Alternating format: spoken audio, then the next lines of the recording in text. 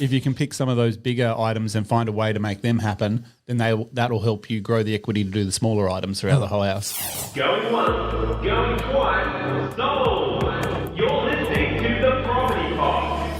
All right, guys, welcome back to the Property Pod, your weekly engagement here into real estate in the Hobart marketplace. I'm your host, Aaron Horn, and I'm joined, as always, by our two real estate agents, John McGregor. That is me.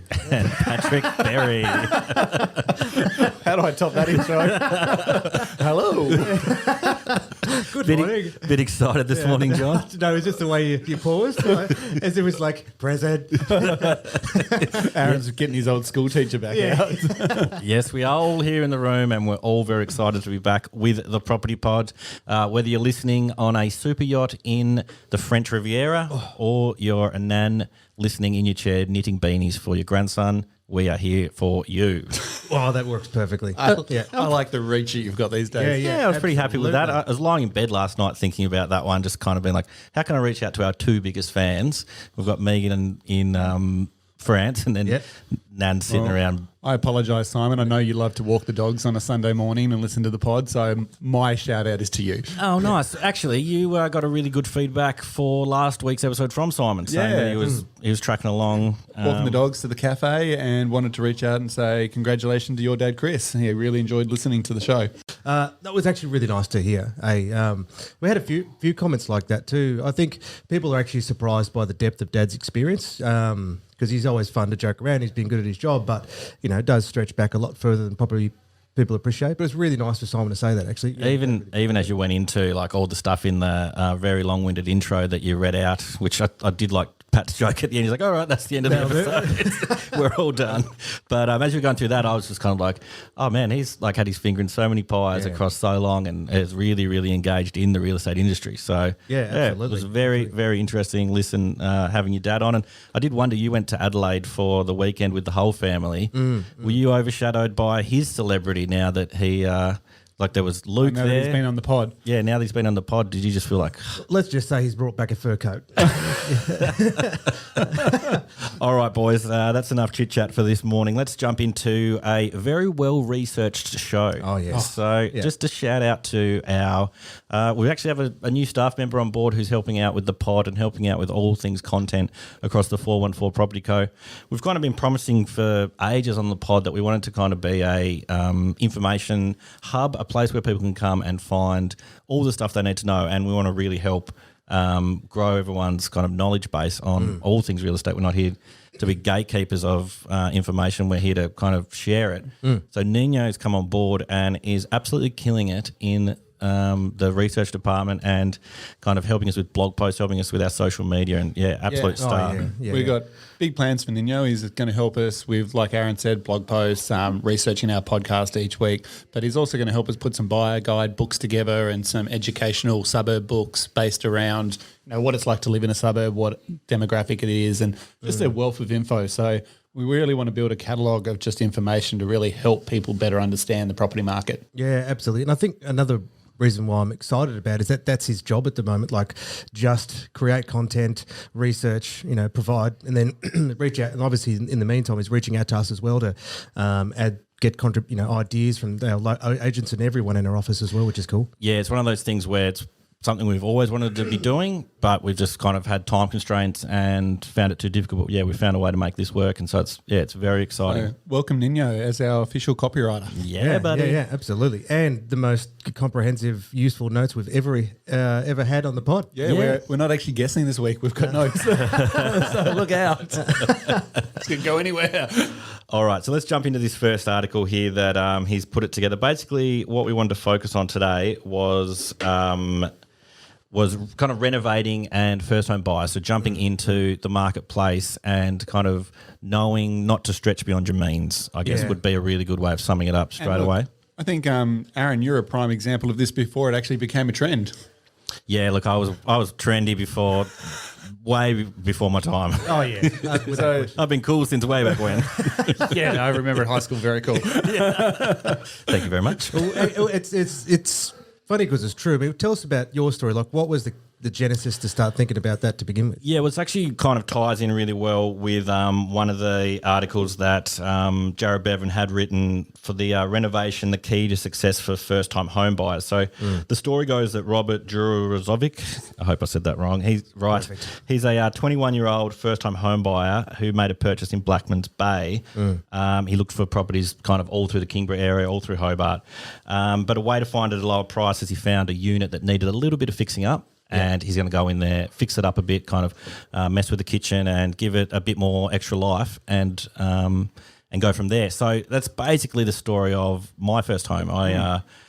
It's funny because we looked into new builds and kind of thought, is this something we want to do? And for me, the main idea just kind of was like, I don't feel like this would be mine. I don't feel like I would have that ownership on this like kind of kit home that's been built and it's kind of just got all the bells and whistles already there. I love to kind of tinker. I love to have the freedom to make my own thing. And within a week and a half of discussing with Sarah, my partner, do you think we should look into buying a home together? I walked into a house that took the photos of and just fell in love instantly and could kind of already see the changes I wanted to make. Like it was definitely well loved. It had been lived in by a family, I think, for the entirety of its life. And from there, we came in and we pulled out a wall. The first thing we did was pull out the carpet and kind of polish up the floorboards and just give it a new lease on life. So I think the biggest thing you did was really that wall. For anyone that people don't know, it was sort of a kitchen dining space and then the lounge room was on the other side and both spaces were quite skinny. They were long but skinny. You had to walk through like a U. Yeah. And by just removing this one wall back to the sort of the start of the hallway, and it just really opens up the space. And now you have this really modern open plan living area, which is what you would normally come to find in those newer spec homes that people build. Yeah, so it was kind of one of those things where we looked at I looked at it straight away and I was just like, oh man, if you just pulled this wall out, if you can, it would just open up this space. You can do anything with enough money. Well, funnily enough, it was one of those things where it was a load bearing, so we had to, get someone to come in and work out how to put in the beam and do all those things. But it was funny, the day before we pulled out the wall, I was like, what if I'm wrong? What if this just messes with everything? This is my biggest investment ever. What if I'm wrong? I immediately regret this decision. You can always build it back. I didn't think of that. But so I had a little panic that what if I'm wrong? But it was one of those moments of this is make or break, and I feel like it's really made the property what it is, and you walk in, you're engaged in this big family area straight away. I think as well, just the whole reconfiguration. You didn't do a lot of big changes, but you did some important ones. Like the laundry at some stage had been turned into an external laundry that you couldn't access from inside the house. Adding a small cavity slider, which I think you did through the linen press. It used to be, So you just, that classic, you go down the hallway and there's the two linen closets. It's like, if we just move a smaller closet into the laundry space, which was really large, that'll open up a chance to be able to get internal access. Internally. And then the other thing I really loved as well is just the addition of the French doors to the backyard, just to create that inside-outside experience. So, sliding doors become really popular, but just those classic doors that you guys have installed, I think just really adds to the character of the house and just connects that backyard to the living space really well. Again, it was one of those things that I kind of saw straight away in my mind's eye and just was like, this is kind of what I think will go here. And speaking to a builder, he was like, yep, sweet, we can definitely arrange that. So I guess, the really important thing is kind of being open to the idea of what you walk into and see, you can change and you can adapt to fit yourself. And did you start the work immediately? How long did you live in there before you started the renos? Yeah, so the day we took possession, I pulled up the carpet. I knew that they had some floorboards under there, but I didn't know what condition they were in, and they actually were already kind of polished from the beginning, but I imagine it might have been something to do with keeping the temperature in and stuff with the carpet. But we've since put, what's that stuff called? Insulation and stuff in. Yeah. So we've rectified that issue. But it was just one of those things where we started straight away with that and then just tinkered away. So it was probably a 2-year process, I want to say. How long have I been in there? I'll be about that. And look, you still got things you're working on. There's still things to do. But it's just a completely different place to what it was. Yeah. Well, that would, because it was that the facts that he mentioned in the the Finder's First Home Buyers Report 2021. It just said 1 in 5 or 22% plan to renovate immediately after buying, while 30% will do something within the first 12 months. So it's right in line with that, eh? But one of the things that sorry, mate. Oh, you go. I was just going to jump in on there and just say that what I really like about how Aaron and a lot of people that this article sort of references is that when you try to do it over the course of a couple of years as well, it gives you opportunity, especially in the market we're in, for the property to grow equity. Absolutely. And then with the renovations you do, that adds equity. Yeah. So then you've got the ability to redraw against that to be able to do the next part of the project. So you might not be in a position to buy it on day one and just jump in and gut the entire place and rebuild it. Yeah. If you can, fantastic. That's awesome.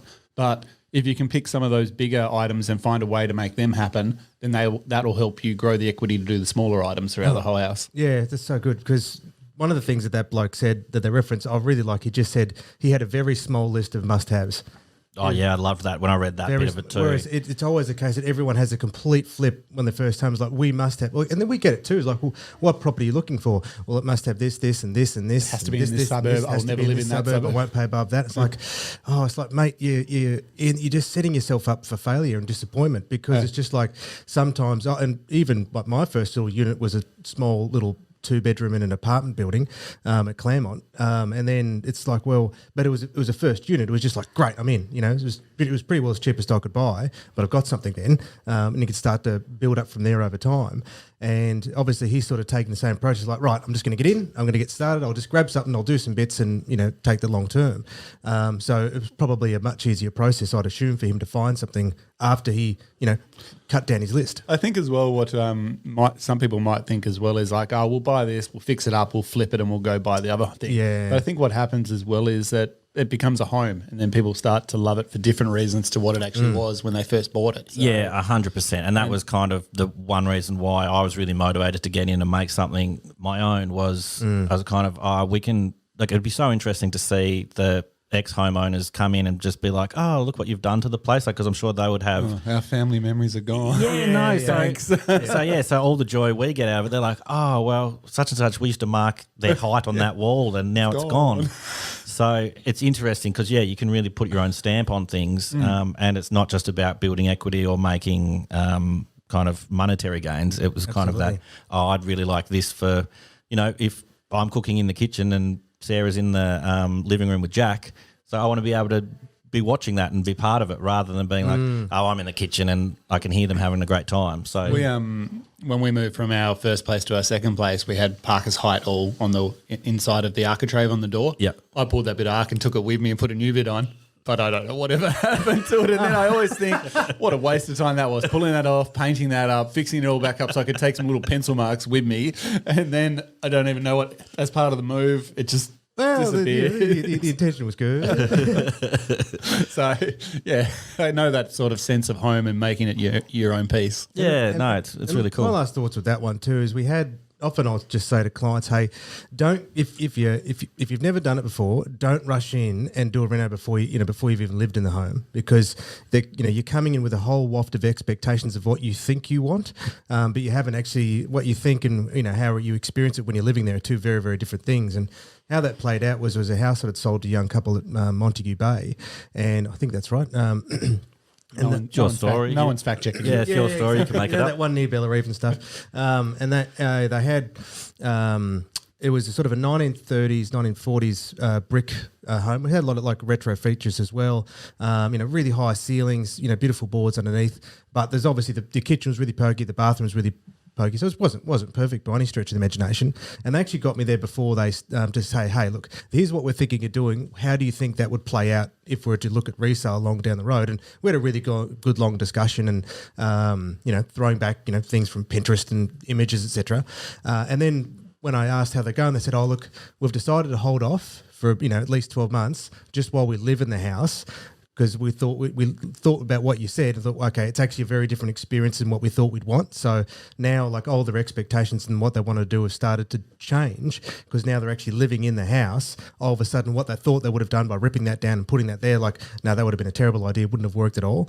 Yeah, well, I guess that was my fear leading straight into walk in and be like, oh yeah, I'm going to rip that out, put these things in, and luckily, It sounds like you got lucky, John's saying. yeah, no, well, that's what I kind of mean. John's I saying, mean, Aaron, you really rolled the dice on that. I was kind of petrified the day before. I was just mentioned before, so yeah. Well, it's sort of, again though, some plans are much easier to work with than others. That you can just very quickly see the difference in what you're trying to achieve. And I think what your story was most important is that what I want a feeling where Sarah and Jack are playing, and I'm in the kitchen and I can see and experience it. Yep. That's what I want. Yeah, that's the that end makes goal. Clear sense. Sometimes people go, I want an open plan. Why? Like what are you trying to achieve out of it? But I think trying to match a story like that is perfect. I really like your theory, Aaron, but by the time they get to, 5, 6, 7, you'll wish those walls were there and you can hide. I'm like, oh no. So I'll that keep back that in bungalow mind. that you're working on is going to become very valuable for you later down the I'll track. keep that in mind. It was a terrible decision, Sarah. Just sticking with renovation stories here, it looks like one of the most viewed properties in all of Tasmania in recent weeks was just a fixer-upper kind of in, looks like Fletcher Avenue. You were talking about a 1940s, 1950s build. This was a 1964 home. Looking at the photos, it looks really tidy. It looks like it's just kind of one of those unassuming properties that you kind of would just think, it'll garner a little bit of interest, but it must have just been priced in a really good spot. Moona, I guess, is sought after in that its location's really nice and It went to market at offers over 405, and for Moona, that's incredibly cheap. Yeah, absolutely. Well, the median Moon is now close to 450. Well, it's getting close to 500. Yeah, so for a property to price at huge that, difference. it's a very low price, so it's going to always go gangbusters. so that's kind of because it's got kind of a few things that need to fix up. It's kind of not meeting the regular market trends of being like a modern kitchen or something in it. Yeah, It I kind think, of probably sits a bit lower. I think the way John and I, and correct me if I'm wrong, John, but what we would normally do in pricing is we figure out what the median is, and then we look at a lot of homes, so we get a feeling of what the average place looks like. So therefore, the average place should achieve X. But then there's always homes that don't meet the average. Maybe they've got a rundown part of the property, or something's just not right with it, or there's a structural issue. So then that'll adjust the price down. Or maybe it's been fully renovated and it's not a 1950s home anymore, and it's a really modern place, so therefore it's better than the median price. So the median sort of starts our expectation, and then we grow from there depending on what the property is, don't we? Well, we actually, at the moment, there's correspondence going out into our local industry from the Property Agents Board with concerns about underquoting at the moment. When underquoting is specifically when it's advertised way below what the owner's expectations would be in order just to bring people in. So I saw that article come through into our emails yesterday, and I was like, we've already got this great show planned. Perhaps that's something we could address just moving forward, just because it's a pretty interesting idea in such a hot market. Absolutely. And I think at the end, I suppose, if we just park that thought in many ways, because it is as you said, when we had $400,000 for a house in Moona, like Seemed cheap. we okay, Seemed real cheap. So the idea that it went 20% above the asking price. So I think just the stats here are saying the home was sold for $486,000. Yeah. So 11 offers on the property, but that's not unusual. A lot of properties get multiple offers. But obviously, in upward markets, it's hard to know where the end game is going to be. Sometimes, though, with properties where there may be a stretch of 20% above the asking price in an area like Moona, that can be concerning, and you could really understand why consumers are like, why the hell was it even priced at that point anyway? I think, though, harking back to the article, where Moona transformed was that in order, the next suburb over, which is Newtown, which is considered, an affluent area in that sense, very sought after, is that you can buy the same house you were able to and still can buy the same house in Moona as opposed to Newtown for like 20% less than less price, and you save about 3 to 5 minutes worth of drive time. So what happened with Moona and Lutana is in those first suburbs closest from the Hobart municipality. Yep. Is it all of a sudden they became exceptionally trendy. So Moona's got the commercial aspect, it's got that urban aspect, it's got a whole other ways that it's transforming. So bringing back also too, where you've got this retro design, which is started to become exceptionally popular.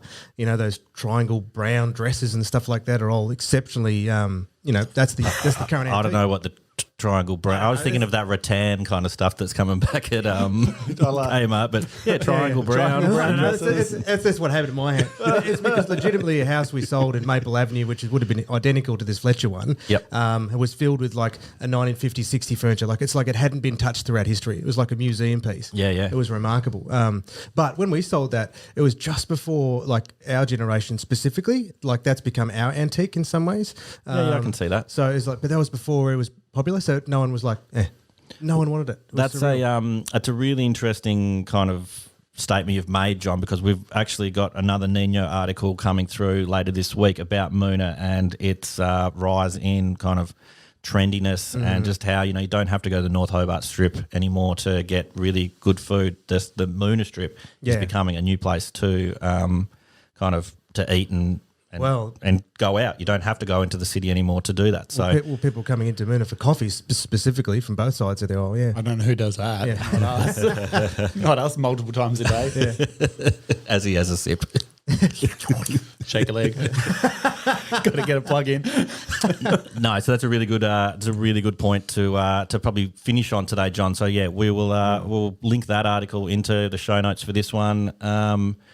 Really enjoyed having a well-researched show. That was... I'm feeling slightly guilty because Nino's done 3 articles and we've covered one. So. we crossed off 2 there. That was all right. It's all good. It just means he's got less work to do this week because we've already got some other stuff to talk about next week. Beautiful.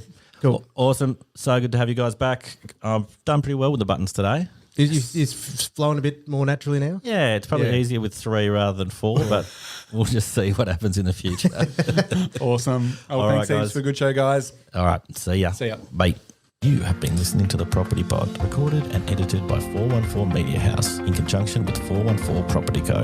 This podcast is general information only, and the thoughts and views expressed is the opinion of our panel, and listeners should always seek then use their own investigation into any topic we discuss to ensure they fully understand their own situation. It does not constitute and should not be relied on as purchasing, selling, financial or investment advice or recommendations, express or implied, and it should not be used as an invitation to take up any agent or investment services. No investment decision or activity should be undertaken on the basis of this information without first seeking qualified and professional advice.